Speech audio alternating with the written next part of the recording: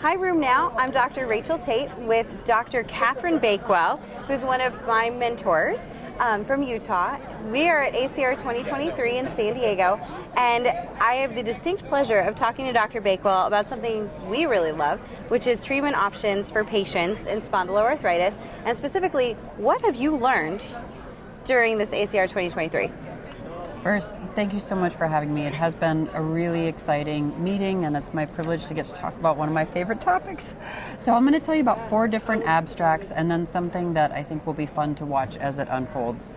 First, there was an abstract. This is number 0520. This was Sophia Ramiro, who presented an abstract on ixekizumab in ankylosing spondylitis. And it was looking at if patients achieved an ASDAS clinically important improvement by week 12 or 24, that they were highly likely to attain either inactive disease or low disease activity by week 52.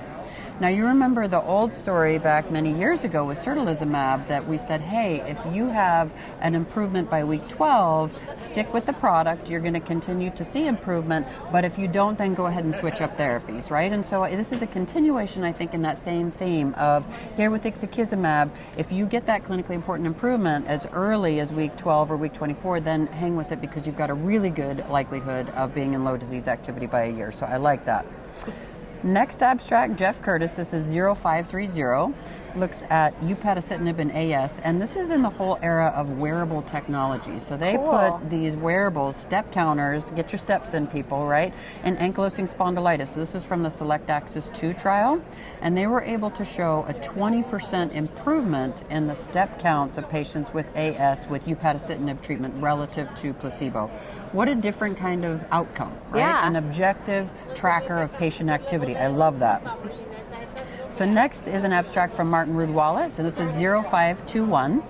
This looked at bimekizumab in the B-Mobile 1 and 2 trials, both radiographic and non-radiographic at SpA, and it was looking at work productivity.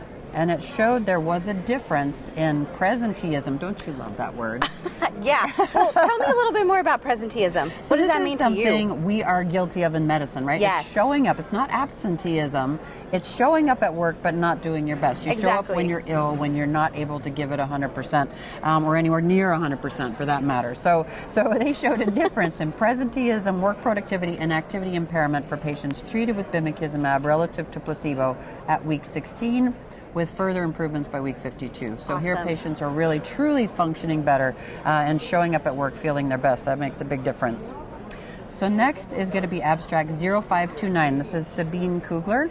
And I just wanted to say I do believe there is a growing interest and emphasis, as there should be, on sex and gender differences in response to therapy. Yes.